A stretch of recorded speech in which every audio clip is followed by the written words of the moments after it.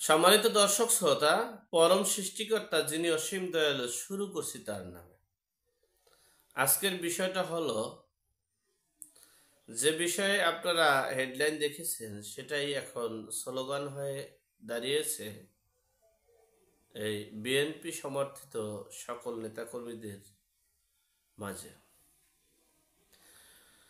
দেখেন কি কারণে এই সমন্বয়কারীদের এই অবস্থা।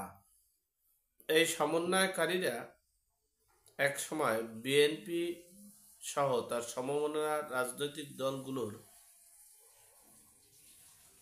মদদে ব্যবহৃত হয়েছে বিদেয় তারা তাদেরকে কটু কথা বলতে দ্বিধা করছে না, এমনকি তাদের বিচারও তারা করতে পারবে না, তাদের বিরুদ্ধে রুখেও দাঁড়াতে পারবে না। এই সমন্বয়কারীরা এই বিএনপি সমমনা জামাত সহ সকল রাজনৈতিক দলের টাকা পয়সা শ্রম মেধা সবকিছুর বিনিময়ে তারা আজকে সমন্বয়কারী হয়েছে, উপদেষ্টা হয়েছে।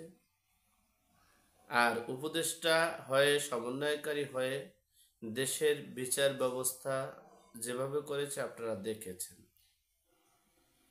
এখন তারা এই বিএনপির বিপক্ষে চলে যেতে অবস্থান নিতে চাচ্ছে।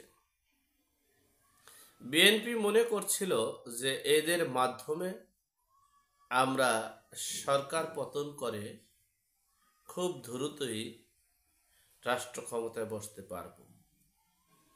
কিন্তু দুঃখের বিষয়, সমন্বয়কারীরা তাদের প্রকাশ্যে ভাষ্য যে তারা এক সরকারকে হটাইয়া আর একজনকে বসানোর জন্যই এই বিপ্লব করেনি, এই আন্দোলন করেনি, এই শহীদ হয়নি। সেখানে বিএনপি এখন অনিশ্চয়তায় ভুগছেন ক্ষমতা নিয়ে। অপরদিকে জামাত ইসলামের আমির বলছেন, আমরা যদি ক্ষমতায় যাই তাহলে বাংলাদেশকে এমনভাবে সাজাবো, এমনভাবে অহংকার করতে পারবো যাতে যেভাবে সাজাবো,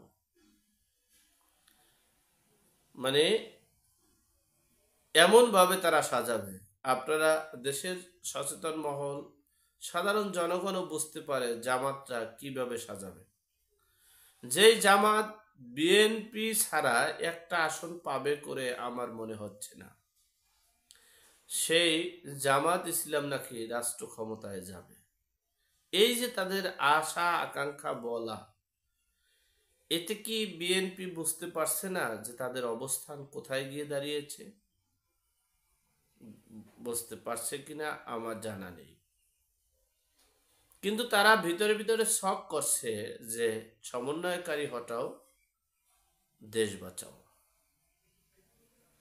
আর সমন্বয়কারী হটানোর কারণ হচ্ছে এই সমন্বয়কারীদের মাধ্যমে এই 800+ শহীদের মাধ্যমে বিএনপির সকল মামলাগুলো খারিজ করা হয়েছে, নেতাকর্মীদেরকে জামিন দেওয়া হচ্ছে, তারেক জিয়ার অর্থাৎ অলিখিত প্রধানমন্ত্রীর সকল মামলা এবং জেল জুলুম অত্যাচার থেকে মুক্তি দিয়েছে, এবং খালেদা জিয়াকে এই সাজা থেকে মুক্তি দিয়েছে। তারেক জিয়াকে সাজা থেকে মুক্তি দেওয়ার কারণেই আজকে সমন্বয়কারীরা তোমরা কারা, এই হলো দেশের পরিস্থিতি। তাহলে সমন্বয়কারীদেরও বুঝতে হবে যে আপনারা কাদের জন্য এই 800+ শহীদ হয়েছেন, কাদের জন্য পঙ্গুত্ব বরণ করেছেন, কাদের জন্য জীবনের ঝুঁকি নিয়েছেন, একটাবার ভাবুন। যাই হোক, অপরদিকে সমন্বয়কারীরা একটা দল করবে, সেটার নাম দিয়েছে বিএনপি কিংস পার্টি। আর সেই কিংস পার্টি যদি করে, তাহলে তাদের প্রথম করণীয় কাজ হবে, সে যে দলেরই হোক না কেন, সকল অপরাধীকে বিচারের আওতায় আনতে হবে, প্রত্যক্ষ অপরাধীকে। এবং জনগণের প্রত্যাশা পূরণের লক্ষ্যে জনগণ যেটা চায় সেই অনুযায়ী কাজ করতে হবে। যদি সমন্বয়কারীরা তাদের নিজস্ব প্ল্যাটফর্ম তৈরি করতে চায় এবং দেশের রাজনীতিতে অংশগ্রহণ করে দেশ পরিচালনায় ভূমিকা রাখতে চায়, তাহলে 1971-এর চেতনা ধারণ করতে হবে এবং 2024 সালের 5ই আগস্টের এই গণবিপ্লব অভ্যুত্থানের চেতনা ধারণ করতে হবে। তাহলে দেখা গেছে তারা যদি এই পার্টি করে, রাজনৈতিক দল করে বাংলাদেশের কমিটি করে, তাহলে তাদের একটা অবস্থান আসতে পারে। আমাকে অনেকেই ফোন দিয়েছে যে বলেছে আপনার নাকি একটা রাজনৈতিক দল আছে এবং সেই রাজনৈতিক দলের চেয়ারম্যান আপনি, বাংলাদেশে আপনার অনেক কমিটি আছে, আপনি নাকি গত টার্মে 40 জনকে মনোনয়ন দিয়েছেন এমপি ইলেকশন করার জন্য, এমপি নির্বাচন করেছে। আমরা চাচ্ছি যে বাংলাদেশের অনিবন্ধিত এবং নিবন্ধিত দল যেমন 54টার ভিতরে এখন মানে এই প্ল্যাটফর্মে বর্তমান উপদেষ্টা মণ্ডলীর প্ল্যাটফর্মে আছে 20 থেকে 22টা রাজনৈতিক দল, বাকিগুলো আন্ডারগ্রাউন্ডে। তাই সেখানে আওয়ামী লীগের 14 দল বাদে বাকি আছে যে 32টা রাজনৈতিক দলের ভিতরে 14টা বাদ দিলে থাকে কত, 18টা।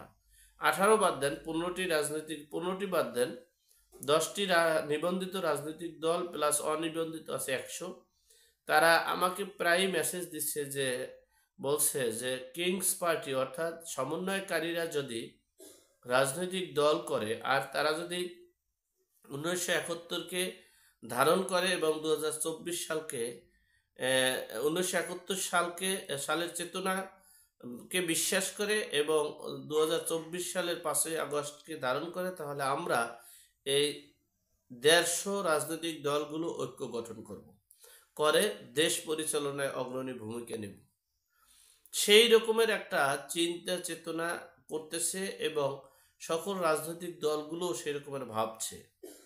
কিন্তু তারা যদি এই অপরাধীকে, তারা এই যে বর্তমানে জীবন জানমালের, আজকেও পত্রিকা আসছে, প্রত্যেকটা মানুষ জানমালের নিরাপত্তাহীনতায় ভুগছেন, এই নিরাপত্তা যদি সমন্বয়কারীরা দিতে পারে, 1971-এর চেতনাকে ধারণ করে এবং গণ অভ্যুত্থানকে ধারণ করে, তাহলে আগামীর দেশ পরিচালনায় হয়তোবা সমন্বয়কারীরা অংশগ্রহণ করতে পারে।